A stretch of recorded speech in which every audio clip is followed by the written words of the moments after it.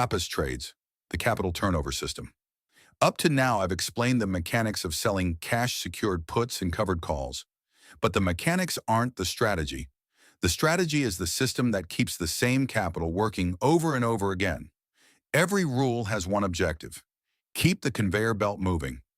One thing you'll notice throughout this series is that every major rule also has its own set of sub-rules and guidance.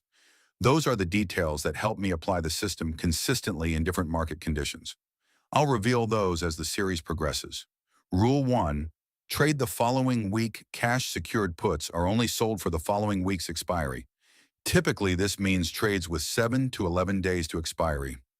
I don't sell cash-secured puts with less than 5 days remaining because there isn't enough time for the trade to develop properly. Rule 2. Close early.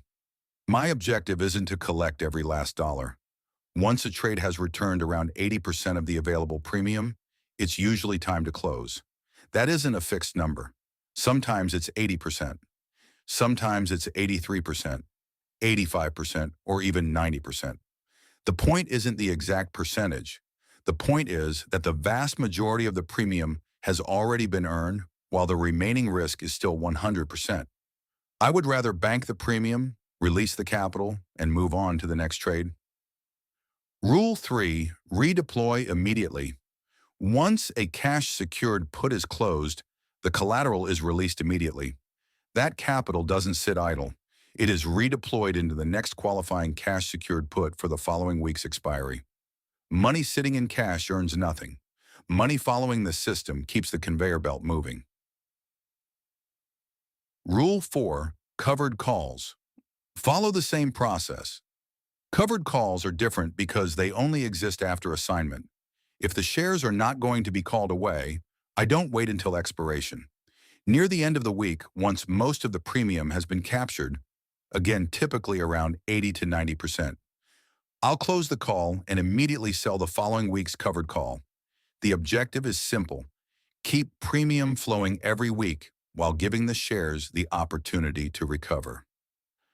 To Rule 5, Friday is reset day.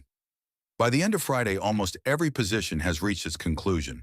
Cash-secured puts that won't be assigned are closed.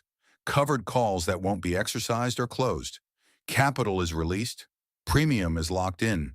The following week's positions are opened. Then I let the market make the next decision. This isn't about chasing trades. It's about following a repeatable process that keeps the same capital working week after week. And remember, every one of these rules has its own guidance and supporting rules behind it.